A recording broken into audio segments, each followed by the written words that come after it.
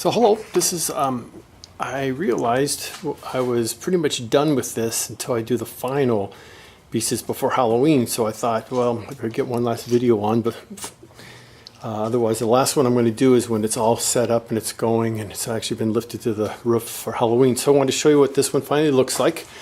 A couple different things you're going to see. Johnny's Ghost, a lot of people use gauze and stuff, and I didn't have any of that material, and I could have bought some, but what I try to do is all this material here is just fabric that I've gotten at thrift stores. For all this fabric here, I think I paid about $8, and so it's definitely different than if you'd use gauze. A couple things I did just so you'll see.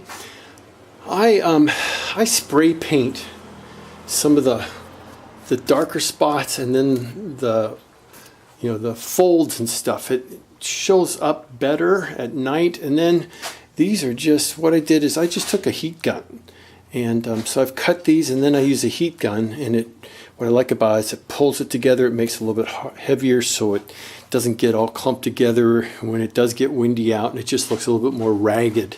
And so like you can see up here, see I've actually painted some black in here, and I've painted white on here, and it just kind of gives a little bit more, I think, a little bit three-dimensional effect. You'll see here, makes it look a little bit older and ratty. What I did on the bottom here too, you'll see, is I actually painted a chest. You can see right there is supposed to be kind of like the skeleton or the spinal cord. And I put some ribs and stuff instead of trying to do it with material. And since, like I said before, I did this fabric here, it's got a big indent on it. Head's right there, and I don't have it on right now, but the eyes will be glowing and stuff. So I'm going to turn it on real quick and then show you the moving, how it looks, and then I think that'll be it. Okay, so the last part of this video, this is it moving. Like I said, it came out to about a little bit under 14 feet. I think it's fully stretched out. It's 13.5 feet across. As I said earlier in my videos, I use motor from Frightprops, which is one of those wiper motors.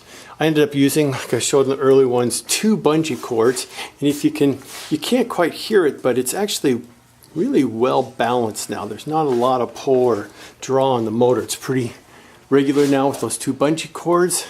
There's the head. So everything's working great.